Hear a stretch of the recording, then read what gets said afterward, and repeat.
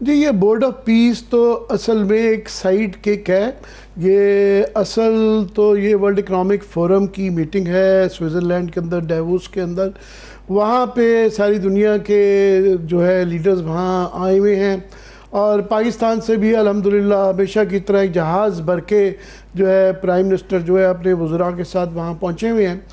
और वरना कोई पिछले साल भी गए थे और इस साल भी जाके वो तकरीर भी फरमा रहे थे। तो पाकिस्तान को पास कोई हमने डेवलपमेंट या इकोनॉमी में कोई इतने अछूते काम नहीं किए। इनफैक्ट हम दुनिया के बुरे तरीन मुल्कों में हैं डेवलपमेंट के और इकनॉमिक परफॉर्मेंस के हवाले से। तो हमें ऐसे मौक़ों पे अवॉइड भी कर लेते तो अच्छा था। एक आधा कोई ब्यूरोक्रेट या कोई छोटा सा वजीर भेज देते खाना पूरी के लिए तो काफ़ी था। मगर क्योंकि ऐसे मौक़ों पे कोई भी फ्री भी मिस नहीं की जाती, जहाज़ भर के जाना ज़रूरी है। सैरें होती हैं, बड़े आराम से स्विट्ज़रलैंड में फिरा जा रहा है। जब यहाँ लोग भूख से मर रहे हैं तो प्राइम मिनिस्टर भी गए हुए थे और वो अपनी तकरीर में उनकी सुन रहा था पाकिस्तानियों से जो खिताब में कि जी हम थर्ड वर्ल्ड के लिए मॉडल मुल्क है। पहली तो बात यह है कि थर्ड वर्ल्ड का हिस्सा भी 78 साल बाद रहना जो है कोई बहुत बड़ी अचीवमेंट नहीं है। जो थर्ड वर्ल्ड के ममालिक थे, इस तरह फार ईस्ट में कोरिया, इंडोनेशिया, मलेशिया, चीन, वो मिडिल इनकम कंट्रीज़ बन गई हुई हैं और उनका भी हम मॉडल हैं। हम बिल्कुल भी मॉडल नहीं हैं। हमारे बाद जो है अब अफ़गानिस्तान, इराक और शाम रहता है। ये अभी अपने जो रेटरिक है सियासी उसको तब्दील कर लें। ये 1990 और 1980 के रेटरिक में फंसी हुई है हमारी लीडरशिप। ये समझते हैं रिपीट करते रहेंगे उसी से सच बन जाएगा। बच्चे जवान हो गए हैं, इंटरनेट का ज़माना आ गया है, सोशल मीडिया देखते हैं, वो हर वक्त देखते हैं। तो ये लफाजी अपनी तब्दील कर लें और स्पीच मेकर जो है ना कोई अपना 30-40 उम्र का ले आए। तो मुझे उम्मीद थी कि वो, हालांकि वो हैं, वो भी हमारी उम्र के बट समझदार हैं, वेल कनेक्टेड रहते हैं, वही इनकी स्पीच जो है 1990s वाली तब्दील कर देंगे कि ये कहना बंद कर देंगे हम थर्ड वर्ल्ड का मॉडल हैं और उसके लिए आपको वर्ल्ड इकनॉमिक फोरम के जाकर अंदर तकरीर करनी होती है। पहली बात। दूसरा, इस दफ़ा जो वर्ल्ड इकनॉमिक फोरम जो है उसकी अहमियत ज़्यादा इसलिए बढ़ गई कि प्रेसिडेंट ट्रंप जो है अमेरिका की तारीख में इतनी बड़ी टीम के साथ कभी भी कोई अमेरिकी सदर इस तरह नहीं डेवोस गया। इनफैक्ट इससे पहले शायद गालबन एक दफ़ा बिल क्लिंटन गए थे, ये पिछली दफ़ा भी अपने टेन्योर में गए थे। मेरे सामने 8 फॉरेन मिनिस्टर, मुस्लिम फॉरेन मिनिस्टर का भी ये एलामिया पड़ा हुआ है, वो भी ज्वाइन करने के लिए बता रहे हैं। पाकिस्तान के फॉरेन ऑफिस की भी ये प्रेस रिलीज पड़ी हुई है जिसमें उन्होंने जिक्र किया है कि जनाब ये इसलिए पाकिस्तान ने बोर्ड ऑफ पीस में शामिल किया है कि गाज़ा में पायदार अमन के लिए पाकिस्तान बोर्ड ऑफ पीस का हिस्सा बनेगा और जो है हम गाज़ा अमन बोर्ड से फ़लस्तीनियों के हक़ खुद इरादियत की राह हमवार होगी और इसको गाज़ा के अमन से जोड़ा है। ये शायद हमारे फॉरेन ऑफिस को कोई कन्फ्यूजन है कि बोर्ड ऑफ पीस का गाज़ा एग्जेक्टिव बोर्ड से कोई ताल्लुक नहीं है। बोर्ड ऑफ पीस जो बनाया गया है उसके एलामिये के मुताबिक वो एक किस्म का एक उससे बड़ी दुनिया के कॉन्फ्लिक्ट और स्टेबिलिटी के लिए अमेरिका की निगरानी में वो यूनाइटेड नेशंस ऑफ अमेरिका समझ रहे एक यूनाइटेड नेशंस की एक पैरेलल बॉडी बनाई जा रही है जिसके अंदर उन्होंने 60 ममालिक को इनवाइट किया है। पता नहीं कितने उसमें से शामिल होंगे नहीं होंगे, रूस, चीन वगैरह तो बड़ा कम ही इम्कान है, फ्रांस ने इनकार कर दिया, इटली ने भी कर दिया है।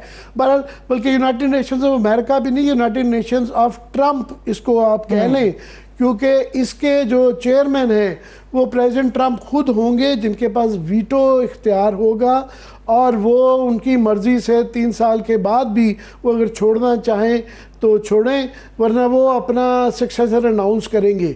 तो ये अमेरिका भी नहीं, प्रेसिडेंट ट्रंप की निगरानी में एक इदारा बनाया गया है जिसका जो रोल है वो गाज़ा से रिलेटेड नहीं है, वो पूरी दुनिया के मसाइल जो उनकी एक क्रिटिक रहती थी कि यूनाइटेड नेशंस के मुतल्लिक अमेरिका की और प्रेसिडेंट ट्रंप की ख़ास तौर पे कई सालों से एक स्टांस है कि ये अपना कोई फ़ाल इदारा नहीं है। तो एक किस्म का उसका एक पैरेलल बॉडी ये बनाने की वहाँ पे ये कोशिश की जा रही है।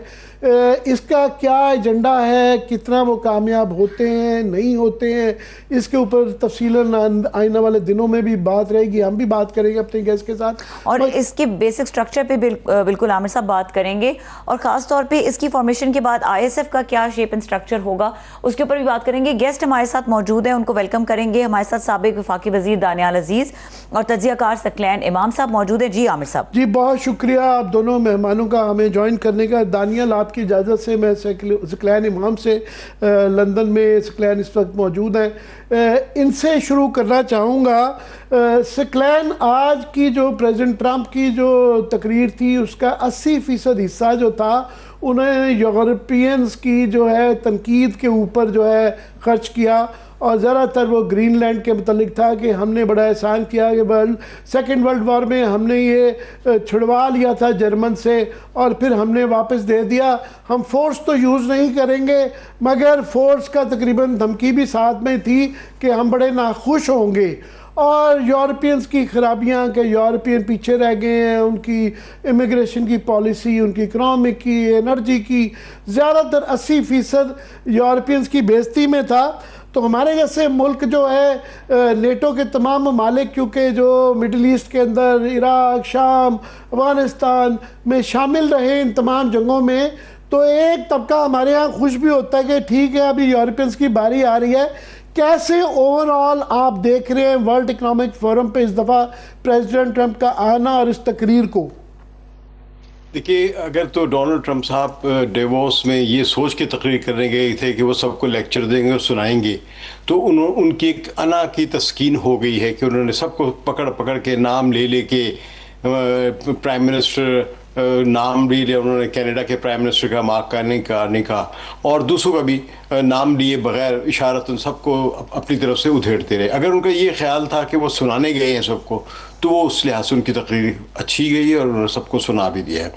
लेकिन अगर आप इंटरनेशनल डिप्लोमेसी और एक इंटरनेशनल रिलेशंस के हवाले देखें इस तकरीर को, इस पूरे वाक़े को, तो एक डिज़ास्टर है।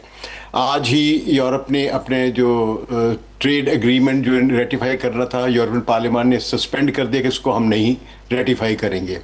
फिर जो अर्सुला डी लेयन जो है उन्होंने, अर्सुला वॉन डी लेयन जो है उन्होंने कहा है कि हम जो इनसे एग्रीमेंट हुआ था पहले भी, उसको भी हम सस्पेंड कर रहे हैं। फिर इसके साथ ये हुआ है कि इस सारी कार्रवाई के नतीजे में गुज़श्ता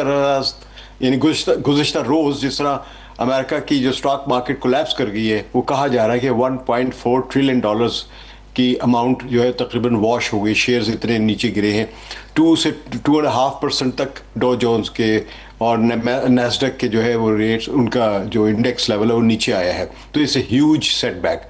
कुछ आज रिकवर किया है मार्केट ने, लेकिन कल क्लियर मार्केट ने मैसेज दिया है कि अमेरिका और यूरोप की अगर ये टसल बढ़ती है तो मार्केट में इसका बहुत बुरा असर पैदा हो रहा है।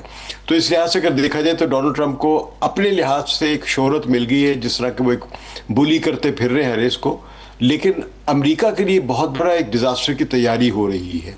यूरोप अब मुकम्मल तौर पे झुकने का, उसने ना झुकने का ऐलान किया है। ग्रीनलैंड खड़ा हो गया है, और जो आज जो एक बड़ी अच्छी जो स्पीच की है, जिसको मैं कहूँगा कि बहुत ही अपनी जगह पर एक आइडियोलॉजिकल एंड स्ट्रेटेजिक स्पीच की है डेवोस में, वो मार्क कार्नी ने की है।